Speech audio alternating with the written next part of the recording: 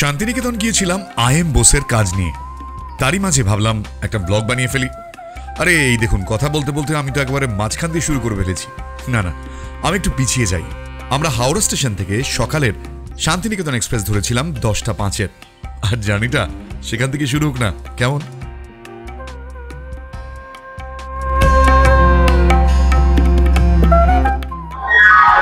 এবারে ট্রিপটা বোলপুর শান্তিনিকেতন, মানে শান্তিনিকেতন বেড়াতে যাচ্ছি এটা বললে ভুল হবে, কিন্তু ফার্স্ট টাইম শান্তিনিকেতনে মানে কাজের জন্য যাচ্ছি। আর এবারের যে ট্রিপটা, সেই ট্রিপে শান্তিনিকেতনটাকে একটু অন্যভাবে দেখাও। শান্তিনিকেতনের অনেক ইতিহাস রয়েছে, আমরা সবসময় বেড়াতে গেলে কয়েকটা নির্দিষ্ট জায়গায় যাই, কিন্তু এবারে আমার এই ভিডিওটা আপনারা প্লিজ ফলো করুন, যেখানে এমন এমন নতুন নতুন কিছু তথ্য আপনাদের জানাবো যেটা আপনারা আগে কখনো হয়তো শোনেননি। তো প্লিজ আমাদের জন্য অপেক্ষা করছি শান্তিনিকেতন এক্সপ্রেস 10:05 ট্রেন ছাড়বে একটু। আমাদের এবারে শান্তিনিকেতন ট্রিপ বেসিক্যালি কাজের জন্য। আইএম বোসের জন্য একটা ভিডিও বানাতে যাচ্ছি।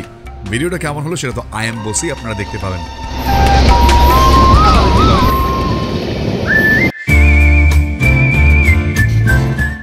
10:05 ছেড়ে শান্তিনিকেতন এক্সপ্রেস আমাদের 12:20 নাগাদ পৌঁছে দিল শান্তিনিকেতন মানে বোলপুর স্টেশনে। আমি টোটো আগে থেকেই বলে দিয়েছিলাম, তাই বাইরে আমাদের জন্য অপেক্ষা করছিলেন রঞ্জিত দা। এই রঞ্জিত দাকে আমি গত 5 বছর ধরে চিনি। এবারের আমার ট্রিপে আমার সঙ্গে রয়েছে সৌম্য, সৈকত এবং সোহন। সোহনের একটা আলাদা পরিচয় রয়েছে, সেটা অবশ্যই ভিডিওতে জানাবো। সৌম্য এবং সৈকত আগে থেকেই লজ বুক করে রেখেছিল, আর আমাদের টোটো এবার রওনা হলো লজের উদ্দেশ্যে।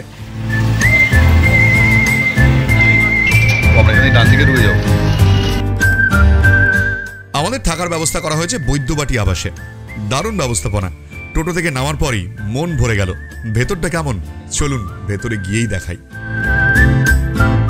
যেখানে মানে শান্তিনিকেতনে যেখানে এসে চেক ইন করলাম, জানেন আপনারা বোলপুর শান্তিনিকেতন ভীষণ ক্রাউডেড এলাকা হয়ে গেছে, কিন্তু সেখান থেকে প্রায় 10 কিলোমিটার মানে 10 মিনিটের একটা ডিস্টেন্স। সৈকত রয়েছে, সৈকতের সাথে আলাপ করে বললাম সৈকত সৌম্য এসছে। সৈকত তার আগে একটা রুমটা দেখাই। আমরা যে রুমে রয়েছি রুমটার নাম হচ্ছে অজয়, মানে প্রত্যেকটা রুমের আলাদা নাম আছে। এই দেখুন রুমটা, বেশ একটা বাড়ির পরিবেশ রয়েছে এখানটা, কিন্তু একদম ঝকঝকে একটা রুমটা, ভীষণ পরিষ্কার পরিচ্ছন্ন। এই দিকটা জানলা দিয়ে বাইরে বেশ সুন্দর একটা দৃশ্য দেখা যাচ্ছে। যদিও বাড়িঘর উঠে গেছে আশেপাশে অনেক, কিন্তু এইখানে সবচেয়ে ভালো লাগার জায়গাটা হচ্ছে এই ব্যালকনিটা। মানে ব্যালকনিটা কিন্তু খুব সুন্দর, এখানে দাঁড়ালে এদিকটা সুন্দর দেখা যায়। এই জায়গাটা খুব সুন্দর, বেশ ভালো লাগলো। সৈকত থ্যাংক ইউ একটা জায়গায় নিয়ে আসার জন্য। আর মানে তুমি এর আগে অনেকবার থেকেছো না? অনেকবার থেকেছি, এবং আমরা যখনই শান্তিনিকেতনে আসি কোনো কাজ নিয়ে, তো এইখানটায় মানে বৈদ্যবাটি আবাসের এই জায়গাটাতেই থাকি।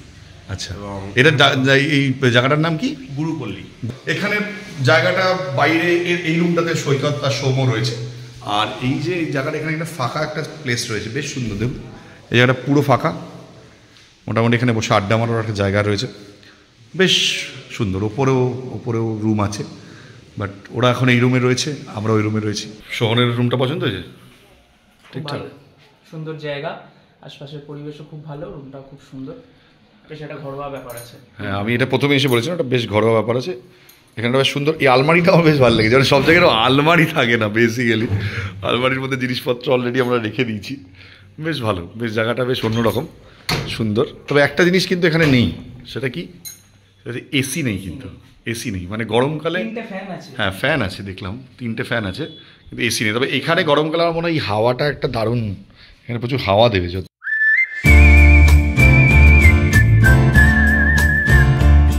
ছোটবেলায় যখন বাবার সাথে আসতাম, তখন ওই মানে বাবার সঙ্গে আমি এসেছিলাম মনে হয় পরীক্ষা দিতে শান্তিনিকেতনের কলা ভবনে।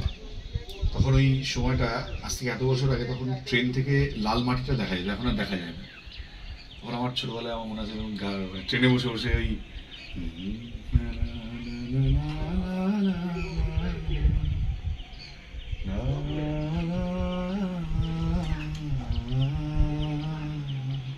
আমার তখন খুব ভালো লাগতো শান্তিনিকেতন। তবে এখন আর সেই শান্তিনিকেতনটাকে আমি খুঁজে পাই না, বদলে গেছে।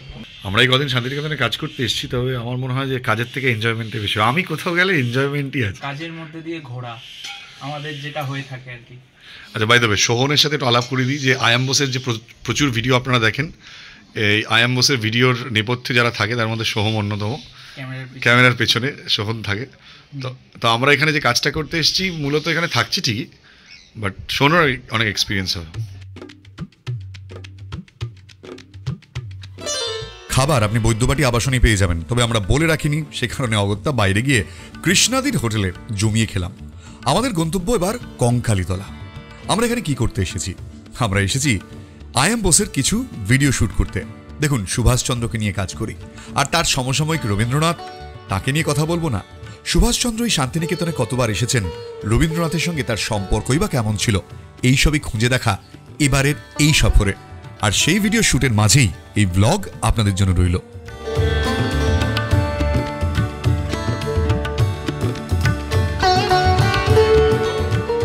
মন্দিরে খোলা হবে, মন্দিরে খুলবো, হ্যাঁ।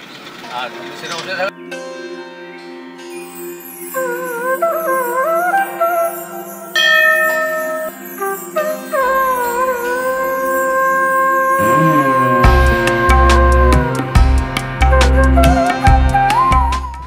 বীরভূম, বোলপুর, শান্তিনিকেতন এলে এই কঙ্কালীতলা আসেননি এমন লোক প্রায় নেই বললেই চলে। একটা সময় ছিল এই 9 কিলোমিটার ডিস্টেন্স আসতে অনেকটা সময় লাগতো, কিন্তু এখন অনেক সুবিধে হয়ে গিয়েছে। এই কঙ্কালীতলা বলা হয় যে সতীর মানে 28তম পীঠ এই কঙ্কালীতলা।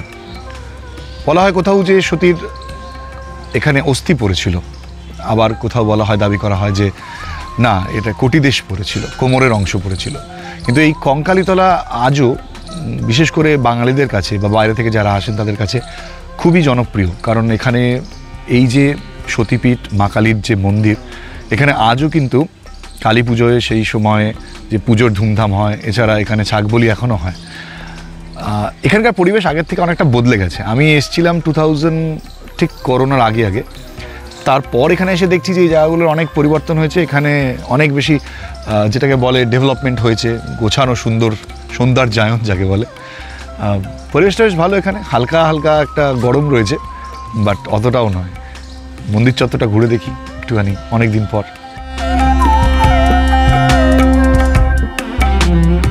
51 সতীপীঠের নাম আপনারা শুনেছেন। সেই 51 সতীপীঠের অন্যতম প্রধান এই স্থান। বলা হয় যে এখানে সতীর কাঁকল বা কোমর পড়েছিল এবং সেখান থেকেই নামকরণ হয়েছিল। তন্ত্র চূড়ামণিতে 51 পীঠের তালিকায় কাঞ্চি নামের জায়গাকে 28তম সতীপীঠ হিসেবে উল্লেখ করা হয়। আর এই কঙ্কালীতলা কিন্তু বর্তমানে আজকের নাম। প্রাচীন তীর্থ হিসেবে এই জায়গার নাম ছিল কাঞ্চি দেশ। আর এখানে দেবী হলেন দেবগর্ভা, তার ভৈরব হলেন রুরু। এছাড়াও এই সতীপীঠ ঘিরে রয়েছে আরও বহু কাহিনী, যা এই স্থানকে ভক্তদের কাছে এক বিশেষ জায়গা করে দিয়েছে। আর সাধারণ সময় মায়ের টানে এখানে কিন্তু প্রচুর মানুষ আসেন। আর এই মন্দিরের সবচেয়ে বৈশিষ্ট্য কি জানেন? এখানে কোনো মাতৃবিগ্রহ বা প্রতিমা নেই, এখানে কিন্তু পুজো করা হয় মায়ের ছবিতে। আর সতীর কাঁকল এই কুণ্ডের মধ্যেই রয়েছে। বলা হয় যে কুণ্ড 3টি সুড়ঙ্গের মাধ্যমে যুক্ত রয়েছে কাশীর মণিকর্ণিকা ঘাটের সঙ্গে। তার মধ্যে একটি দিয়ে বছরভর নাকি জল এখানে এই কুণ্ডে আসে, আর সেই কারণেই জল কখনো শুকোয় না এই কঙ্কালীতলার কুণ্ডের। তবে অনেকেই বলে যে মায়ের ইচ্ছে অনুসারে প্রতি বছর মানে 19-20 বছর পর অন্তর নাকি শুকিয়ে যায় এই কুণ্ডটি, আর ঠিক সেই সময় নাকি বন্ধ হয়ে যায় মণিকর্ণিকা ঘাটও। আবার নাকি পুজো পাঠ করার পর রাতারাতি জল ভরে যায় এই কুণ্ডে। এই কুণ্ডের মধ্যে রয়েছে পঞ্চশিব। প্রতি বছর একবার করে এই পঞ্চশিবকে তুলে আনা হয়। পয়লা বৈশাখের দিন ফের কুণ্ডে রাখা হয় পঞ্চশিবকে। আর এই মন্দির চত্বরে রয়েছে 5 ধরনের পাতা বিশিষ্ট পঞ্চবৃক্ষ। বলা হয় এই গাছে নাকি মনস্কামনা করলে তা পূরণ হয়। অনেকে তাই ঢিল বেঁধে রাখেন, আর মনস্কামনা পুরো হয়ে গেলে সেই ঢিল খুলে ফেলা হয়। গুপ্ততন্ত্র সাধনার জন্য প্রসিদ্ধ এই কঙ্কালীতলা। বহু প্রাচীনকাল দিয়ে কথিত আছে এককালে ঋষি খনখলের আশ্রমও ছিল এখানে। এমনকি এটাও শোনা যায় যে অজয় উপত্যকার এই তীর্থভূমিতে পা রেখেছিলেন জৈন ধর্মগুরু মহাবীর।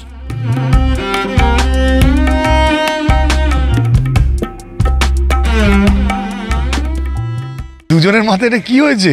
তিলক ওখান থেকে মন্দির থেকে করে দিয়েছে পুজো দেওয়ার পর।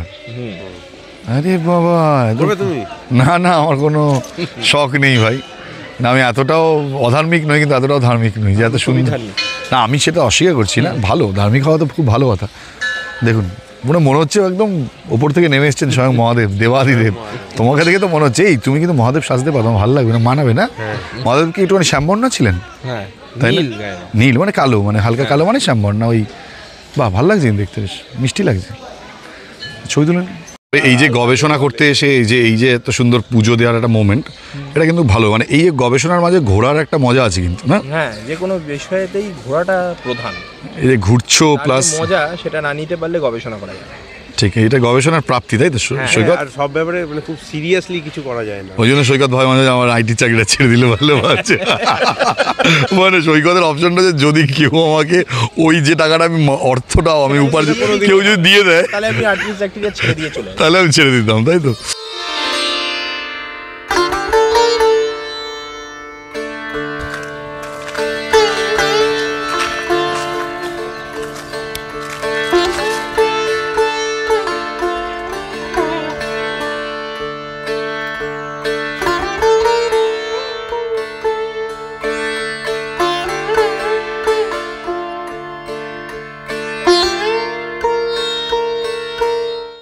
আমি সিরিয়াসলি এখানে আসার পর এই জায়গাটা চিনতে পারছি না, কারণ হচ্ছে এই জায়গাটা পুরোটা অন্যরকম হয়ে গেছে।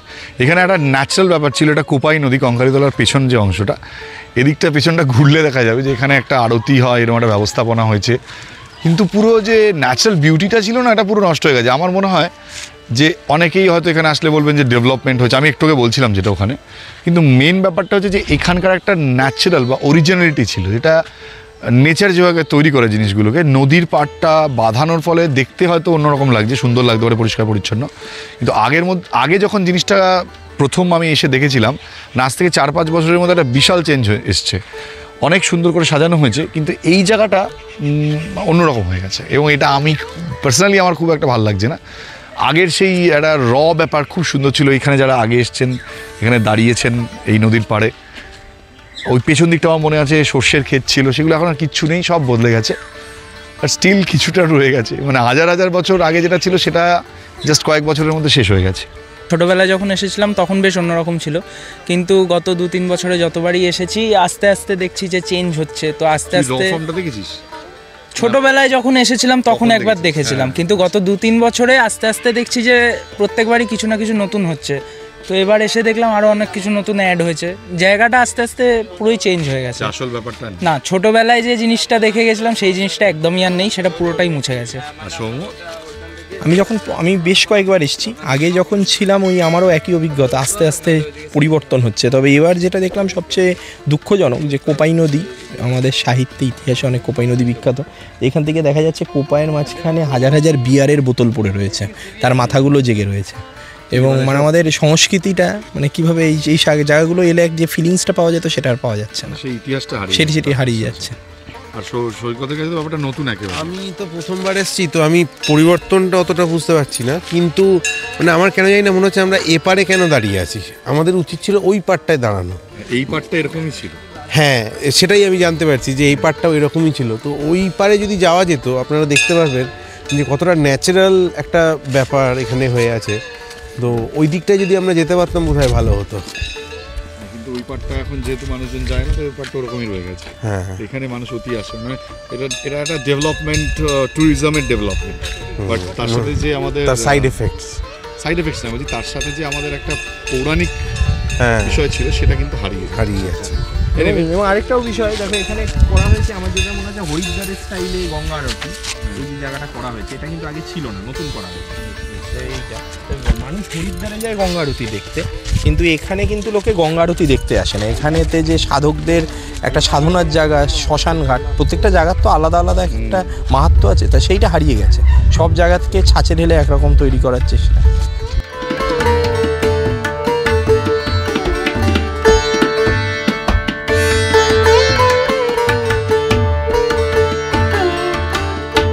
হয়তো শুনলে মনে হবে যে আমি বিষয়টা নিন্দে করছি, ব্যাপারটা নিন্দের নয়, কিন্তু এই যে দেখুন এখানে এতগুলো দোকান, আমার পেছনে যে লাইন দিয়ে দোকান, আর এইদিকেও যদি দেখা এখানেও দোকান তৈরি হচ্ছে, কিন্তু ব্যাপারটা হচ্ছে যে এই যে জায়গাটা, এই জায়গাটা নদীটার পাড়টা, মানে কোপাই নদীটা এই ডান দিকে রয়েছে আমার, কিন্তু এই নদীটা পুরো এখান থেকে গার্ড করে দেওয়া হয়েছে, একটা ছোট্ট অংশ ওখানে খুলে রাখা হয়েছে। তো এটা যদি আইডিয়া অফ ট্যুরিজম হয় তাহলে বলবো যে এটা খুব ব্যাড আইডিয়া, কারণ এখানে একটা সময় সর্ষের ক্ষেত ছিল, সেগুলো আলাদা কথা, সেগুলো পরিষ্কার করেছে, দোকানগুলো এমনটার দিকে করা যেতে পারতো যেখানে এই নদীটার সৌন্দর্যটা গার্ড হতো না, তাই না সৌম্য?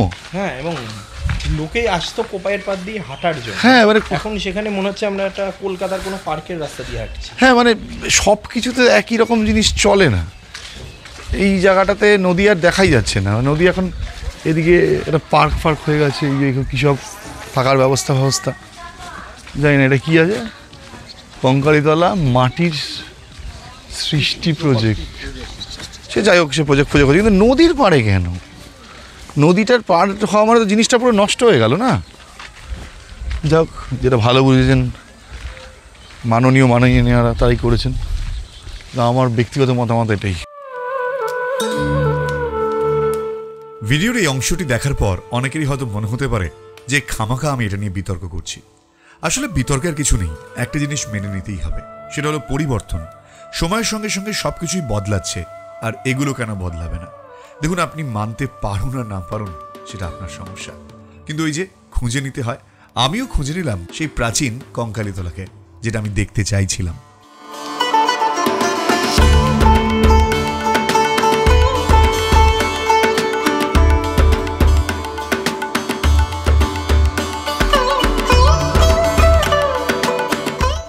দেখুন, বাঙালির জন্য চা অভ্যেস হলে বাহানাও বটে, তাই দুপুর থেকে বিকেল অবধি এতটা ঘুরলাম, চা না হলে চলে। রঞ্জিতদাকে বললাম টোটোটা এমন জায়গায় দাঁড় করাও যেখানে একটা দারুণ চা খেতে পারি। আমাদের তো ব্যাপক লেগেছে জায়গাটা, আপনাদের কেমন লাগছে নিজেরাই দেখুন।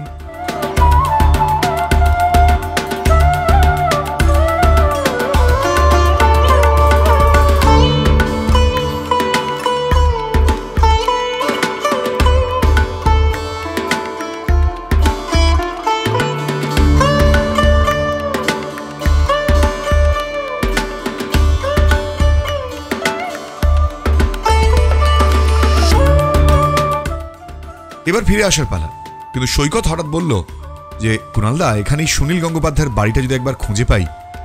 গুগলকে ইনস্ট্রাকশন দেওয়া হলো, খুঁজতে শুরু করলাম নীললোহিত সুনীল গঙ্গোপাধ্যায়ের বাড়ি। এই বাড়িটা ওইটাও না,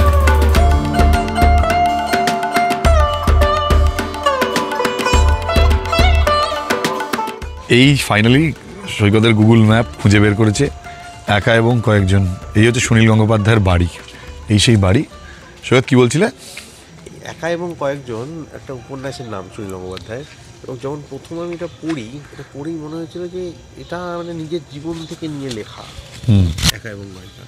তারপরে যখন অর্ধেক জীবন পড়লাম, মানে যেটা সুনীল গঙ্গোপাধ্যায়ের আত্মজীবনী, তো তখন দেখতে পেলাম চরিত্রগুলো পুরো মিলে যাচ্ছে, এবং মানে এক একটা নামের তো অনেক রকম ব্যাখ্যা হয়, উনি কী ব্যাখ্যা ভেবেছেন আমি জানি না, তবে আমার উপন্যাসটা পড়ে যেটা মনে হয়েছে, যেমন জীবনের একটা ছোট ঘটনা ছিল যে সুনীল গঙ্গোপাধ্যায় তখন 9 বছর বয়স, এবং মায়ের সাথে একা কলকাতাতে থাকে, খুব ছোট একটা জায়গার মধ্যে থাকে। সেই সময়ে মানে কলকাতায় দাঙ্গার পরিস্থিতি ঘটেছে, এবং একটা ডেড বডি পড়ে আছে ওনাদের পাড়াতে, একজন মুসলিম একজন ডিমওয়ালা, তার একটা ডেড বডি পড়ে আছে, এবং রাইগার মর্টিস হওয়ার পর 2 দিন পরে সেই বডিটা উঠে বসে, কিন্তু ওই বয়সে তার মধ্যে ওটা একটা মানে অদ্ভুত একটা ফিলিংস মানে তৈরি করছে, একটা কিছু ঠিক ভয় নয়, কিন্তু মানে একটা ডেড বডি উঠে বসেছে, তার যে একটা বাচ্চার কাছে কি ফিলিংস হতে পারে।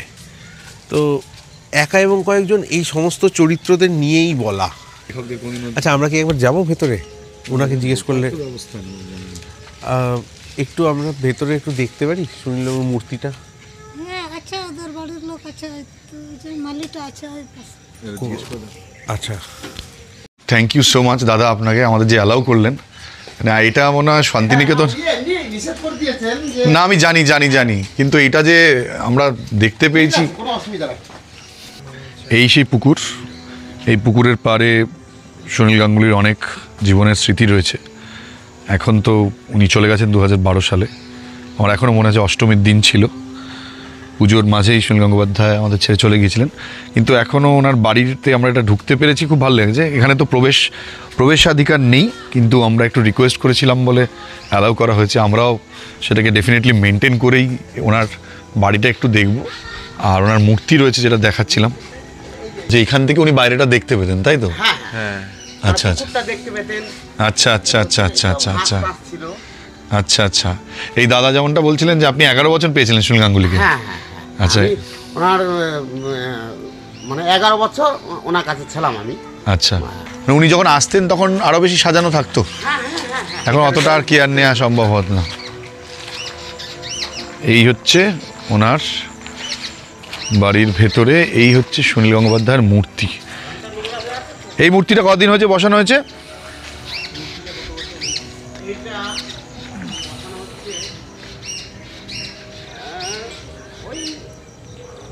সুনীল গাঙ্গুলি মানে আধুনিক সময় এতটা আধুনিক ওনার মতন কেউ ছিল না, মানে এত সহজে, বিশেষ করে প্রেম, মানে সুনীল গাঙ্গুলি প্রেমকে এত সুন্দর ব্যক্ত করতে পেরেছেন। মানে তখন সমাজ ব্যবস্থা একটা খুব চঞ্চল সমাজ ব্যবস্থা, তখন সুনীল গাঙ্গুলি সেখানে প্রেম বিলোচ্ছে। এবং মানে এই শান্তিনিকেতনে দাঁড়িয়ে একটা দারুণ, মানে সুনীল গঙ্গোপাধ্যায়ের সাথে আমি 2-3 বার দেখা করতে সুযোগ পেয়েছি। তারপরে উনি চলে যান, তখন উনি খুব অসুস্থ ছিলেন। ওই যে শক্তি সুনীল সেই বন্ধুত্ব, এবং শান্তিনিকেতনে আসা রামকিঙ্কর বেজ কোথায় নেশা করে রয়েছেন তাকে ডেকে আনা, যে এবং সেগুলো যখন লিখছে আমরা যখন গেছি আমাদের বলে ওইটা পড়ছি যে নটরাজ কোথায় গাজার ধুমে পড়ে রয়েছেন, নটরাজকে ডেকে তোলো, আবার সৃষ্টি করতে হবে। এই যে মানে রামকিঙ্কর বেজের সাথে যে তাদের দেখা হওয়াটা এই শান্তিনিকেতন। এই পুকুর পাড়ে তুমি বলছিলে দূরদর্শন একটা শুটিং করেছিলেন? আচ্ছা, এইটাই শুটিংটা। এই যে পা ঝুলিয়ে বসে। আচ্ছা, অ্যাঙ্কার কে রয়েছেন? চিনি না। ও আচ্ছা, এই জায়গাটায় বসে, তাই তো? এইখান দিয়ে ঘুরতে। আচ্ছা আচ্ছা আচ্ছা, বাহ বাহ বাহ, অসাধারণ অসাধারণ। সুনীলবাবুর বাড়ি থেকে ফিরে আসছিলাম, সন্ধে নামছে। ওই যে বলছিলাম পরতে পরতে বদল, সত্যি বদলই চিরন্তন। তাই শান্তিনিকেতনের মাঠ ঘাট, প্রাকৃতিক পরিবেশ সবকিছুই ধীরে ধীরে বদলাচ্ছে। রবীন্দ্রনাথ আজ শুধু স্মৃতি হয়ে রয়ে গিয়েছেন, সেই প্রকৃতি আজ আর নেই। এবার আপনি প্রশ্ন তুলতে পারেন, এটা কি অস্বাভাবিক? জানি না স্বাভাবিক না অস্বাভাবিক। আসলে আপনি বদলে যাবেন, আপনার চারপাশ বদলাবে না, এমনটা হতে পারে না। তাই এই বদল দিয়ে শেষ করছি, আবার নতুনের আশায়। নতুন ব্লগের জন্য অপেক্ষা থাকবে তো? দেখা হচ্ছে নতুন একটা ভিডিওতে। যেতে যেতে বলবো যে প্লিজ প্রত্যেকবারের মতন এবারও সাবস্ক্রাইব না করে যাবেন না। আর এই ভিডিওটা ভালো লাগলে কমেন্টে জানাবেন কেমন লাগলো। আজকের মতন টাটা, বাবাই।